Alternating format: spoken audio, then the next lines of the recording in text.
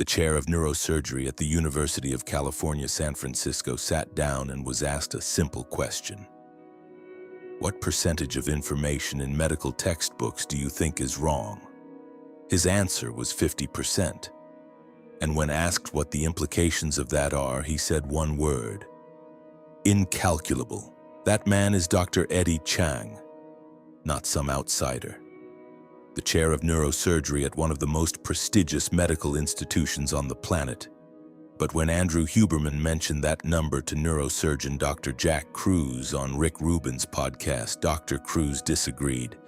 He said it's not 50% wrong. It's 99%. Less than 1% of what's taught in medical school is actually correct. By the end of this video, you're going to understand exactly why he believes that, what published science has been ignored for decades to keep that illusion alive, and what single change after 1893 triggered every major disease we now consider normal. Here's the part that stopped me cold. The evidence isn't new. Some of it won Nobel Prizes. And then it was quietly shelved. Let's start with the most concrete example of what 99% wrong actually looks like. In 1978, a scientist named Peter Mitchell won the Nobel Prize for chemiosmosis. This is the accepted model for how your mitochondria produce energy. It's taught in every biology class on Earth, textbook science, settled. Except a researcher named Gilbert Ling showed in the 1950s and 60s that if Mitchell's model is correct, it violates the second law of thermodynamics, not by a little, by 500-fold. The second law of thermodynamics is one of the most fundamental rules in all of physics. It governs how energy moves in the universe. The physicist Arthur Eddington, the same man who confirmed Einstein's theory of relativity, said that anything contradicting the second law is pseudoscience. Full stop. And here we have the Nobel Prize winning model of cellular energy breaking that law by 500 times. Now here's what makes this sting. Not a single machine in biology or medicine has ever been built from Peter Mitchell's work. Not one practical application. But from Gilbert Ling's rejected work, we got the MRI machine, the most important diagnostic tool in modern medicine. The thing neurosurgeons rely on every single day to save lives came from the scientist the establishment ignored. Ling died at 99 years old on Long Island, largely forgotten by the community that owes him everything. Ling isn't the only one. In 1941, Albert Szent-Györgyi gave a speech that most biologists have completely forgotten. Szent-Györgyi had already won the Nobel Prize for discovering vitamin C. He wasn't some unknown. He was at the peak of scientific credibility. And he stood in front of his peers and said he believed that all proteins in the human body might be semiconductors. The same technology that powers your phone and your computer. He suspected it was already built into your cells. Most people dismissed it. 20 years later, an orthopedic surgeon named Robert O. Becker proved him right. Becker showed that human bone is a semiconductor. Specifically, collagen functions as one type and hydroxyapatite functions as another. When you run a current through them, they glow. They emit red light. Your bones are literally light-emitting diodes. Becker was nominated for the Nobel Prize 3 times. His book, The Body Electric, laid out the science of biological semiconduction and regeneration in extraordinary detail. And almost nobody in mainstream medicine talks about him. Why? Because if your body runs on semiconductor physics and light, then light becomes the primary medicine, and you can't patent the sunrise. I want you to sit with something for a second. The tool that lets surgeons see inside your skull came from a scientist whose work was rejected. The proof that your bones emit light came from a man nominated for the Nobel Prize 3 times, who was then erased from the conversation. If those ideas were buried, what else is sitting in published journals right now that could change everything? Here's your takeaway from this moment. The next time someone tells you something is settled science, Remember that settled science once said ulcers were caused by stress. The scientist who proved it was bacteria had to drink the bacteria himself to get anyone to listen. He won the Nobel Prize in 2005 for work he did in 1982. 23 years of being ignored while people suffered. You deserve to ask better questions than the system is comfortable answering. Now here's where the 99% claim starts to feel less like provocation and more like an observation. If you take the diseases that define modern human suffering and plot them on a timeline, a pattern emerges that medical schools never address. Alzheimer's disease was not described in medical literature until 1911. Autism was not recognized until 1943 when Leo Kanner first described it. The obesity epidemic tracks almost perfectly with technology adoption. For every 10% increase in technology spending, obesity rates climb 1% in the national health data. Every single one of these conditions appeared after 1893. That's the year Tesla's alternating current power grid and Edison's incandescent light bulb fundamentally changed how humans interact with light. Before 1893, you woke with the sun. You worked under its full spectrum. You slept when it got dark. Your biology had operated this way for hundreds of thousands of years. After 1893, all of that was optional. You could work at midnight under frequencies your cells had never encountered. You could flood your eyes with artificial light that has no relationship to the solar spectrum you evolved under. And the diseases started appearing almost immediately on an evolutionary time scale, not thousands of years later. Decades, that is not a coincidence, that is a biological system, responding to a fundamental change in its primary input. So what specifically is medicine getting wrong? According to this framework, the biggest error is where we're looking for answers. Modern medicine is obsessed with nuclear DNA, the genome project, gene therapy, genetic testing, billions of dollars poured into reading the instruction manual in the nucleus of your cells. But Doug Wallace at Children's Hospital Philadelphia, the scientist who discovered that mitochondrial DNA is inherited exclusively from your mother, has been arguing for decades that we're reading the wrong book. Your mitochondrial DNA contains only 37 genes. Only 13 of those code for the proteins that run your energy production. But those 13 are arguably the most important genetic instructions in your body. Without energy, nothing else functions. No immune system, no brain activity, no healing, nothing. And here's the critical difference. Nuclear DNA recombines every generation. It shuffles. Mitochondrial DNA does not. It's a direct maternal line stretching back hundreds of thousands of years. And it is exquisitely sensitive to three things: light, temperature, and the electromagnetic environment. When Wallace examined the disease patterns of modern humans, he found that mitochondrial dysfunction, not mutations in nuclear DNA, explains the vast majority of chronic disease. Heart disease, diabetes, neurodegeneration, cancer. All of them trace back to mitochondria that aren't working properly.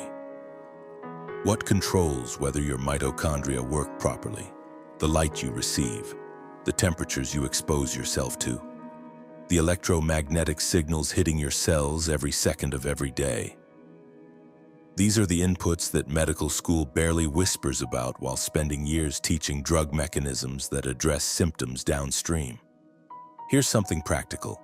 Think last doctor's visit. They measured your cholesterol, checked your blood pressure, ran panels on dozens of biomarkers.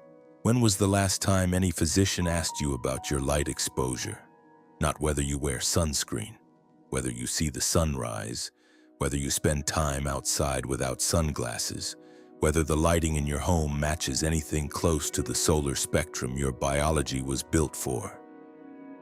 The single most important input to the system that produces every one of those biomarkers is never asked about and never treated. A 1967 study showed that cholesterol levels rise when people don't get adequate UVB sunlight, which means elevated cholesterol might not be the disease, it might be a symptom of light deficiency. And an entire industry built around lowering that number with drugs might be treating the alarm while ignoring the fire. This conversation happened on Rick Rubin's podcast, Tetragrammaton. Dr. Cruz sat across from Andrew Huberman and didn't hold back. He told Huberman directly that his supplement regimen was a waste of time and money. He told him that the information he shares, while well-intentioned, is incomplete in ways that could actually do harm. But this wasn't an attack. It was a warning from someone who'd been in exactly the same position. Cruz said openly that he sees his former self in Huberman, a brilliant scientist trapped inside a system that teaches partial truths as complete ones. Cruz admitted that he spent 40 years believing the same framework. And when he finally saw what he missed, the 18 months of unlearning everything was the hardest period of his life. Huberman didn't get defensive. You could watch him processing in real time. At one point, he connected his own early research on cuttlefish, creatures that display their neural activity as visible light patterns across their skin, to the idea that the same light show is happening inside our brains, hidden behind our skulls where we can't see it. That moment when a Stanford neuroscientist connects his own published research to a framework he'd never considered, that's what scientific progress actually looks like. Not defending your position, updating it. Here's something that should bother every scientist listening to this. Every study Huberman has ever conducted, every study in modern biology for the last several decades has been performed under artificial blue light. No controls. None. We now know that melanopsin, the light-sensitive protein found throughout your body, is degraded by blue light. We know blue light changes how cells function, how hormones are produced, how neurotransmitters behave. And every experiment studying those exact systems has been run under the very light that disrupts them. KR it simply. It's like trying to study fish behavior by draining the aquarium. You cannot understand how a biological system works when you're actively breaking it during the observation.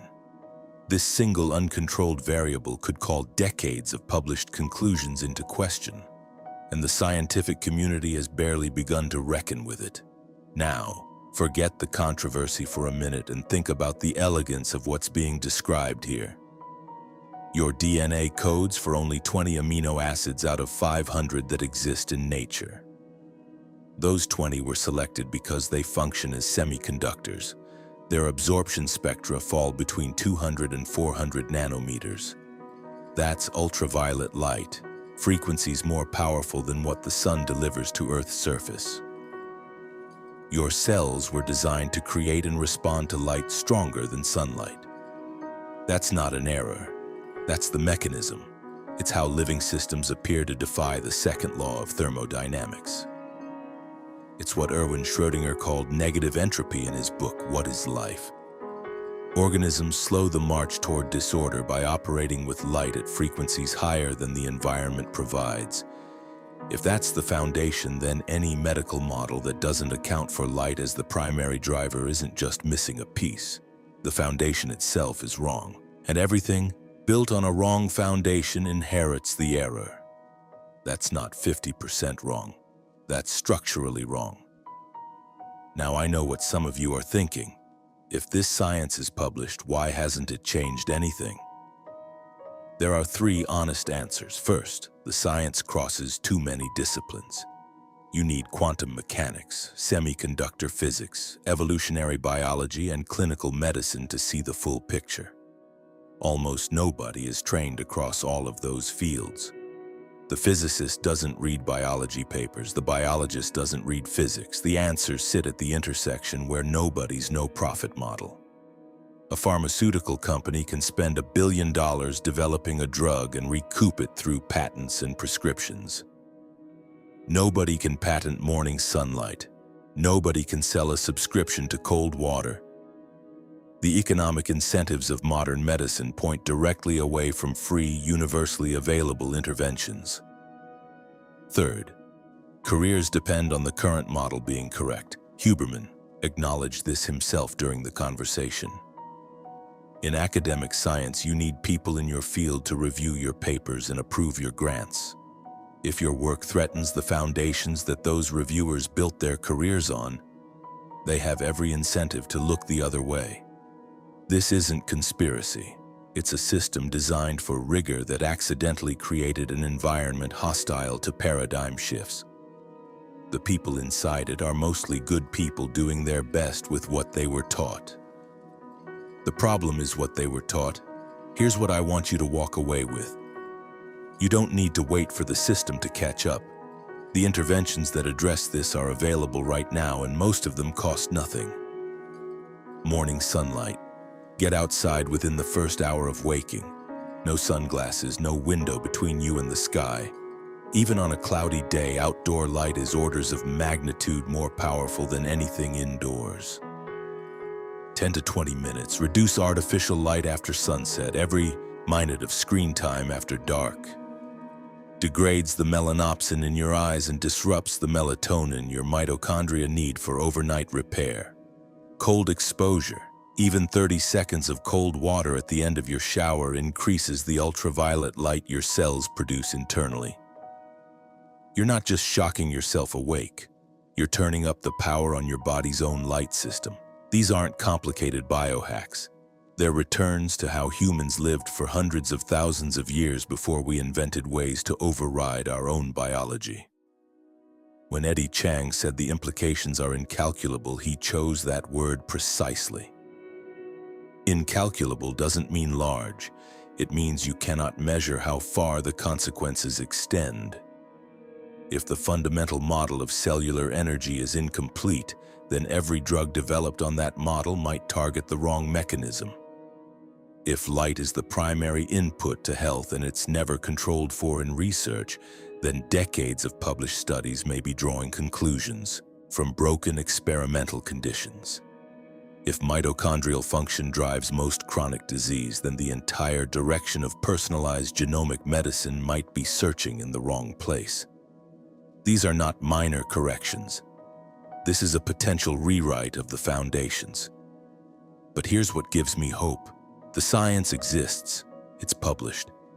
People like Doug Wallace, Robert O. Becker, Gilbert Ling, Fritz Popp, Albert Szent-Györgyi, they did the work.